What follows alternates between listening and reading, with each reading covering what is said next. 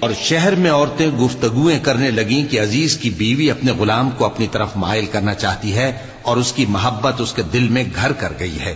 ہم دیکھتی ہیں کہ وہ کھلی گمراہی میں ہے۔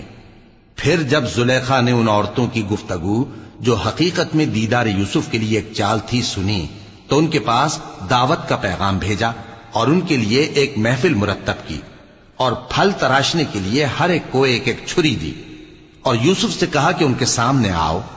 جب عورتوں نے ان کو دیکھا تو ان کا روب حسن ان پر ایسا چھا گیا کہ پھل تراشتے تراشتے اپنے ہاتھ کاٹ لیے اور بے ساختہ بول اٹھیں کہ اللہ پاک ہے، یہ آدمی نہیں، یہ تو کوئی بزرگ فرشتہ ہے۔ زلیخا نے کہا تو یہ وہی ہے جس کے بارے میں تم مجھے تانے دیتی تھیں، اور بے شک میں نے اس کو اپنی طرف مائل کرنا چاہا مگر یہ بچا رہا، اور اگر یہ وہ کام نہ کرے گا جو میں اسے کہتی ہوں تو قید کر دیا جائے گا اور ذلیل ہوگا۔ یوسف نے دعا کی کہ پروردگار جس کام کی طرف یہ مجھے بلاتی ہیں اس کی نسبت مجھے قید پسند ہے، اور اگر تو مجھ سے ان کے فریب کو نہ ہٹائے گا تو میں ان کی طرف مائل ہو جاؤں گا اور نادانوں میں سے ہو جاؤں گا۔ پس ان کے رب نے ان کی دعا قبول کر لی اور ان سے عورتوں کا داؤں ٹال دیا،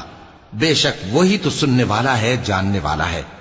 پھر باوجود اس کے کہ وہ لوگ ان کی بے گناہی کے نشان دیکھ چکے تھے، ان کی رائے یہی ٹھہری کہ کچھ عرصے کے لیے ان کو قید ہی کر دیں، اور ان کے ساتھ دو اور جوان بھی داخل زندہ ہوئے۔ ایک نے ان میں سے کہا کہ میں نے خواب دیکھا ہے، دیکھتا کیا ہوں کہ شراب کے لیے انگور نچوڑ رہا ہوں۔ دوسرے نے کہا کہ میں نے بھی خواب دیکھا ہے، میں یہ دیکھتا ہوں کہ اپنے سر پر روٹیاں اٹھائے ہوئے ہوں اور پرندے ان میں سے کھا رہے ہیں،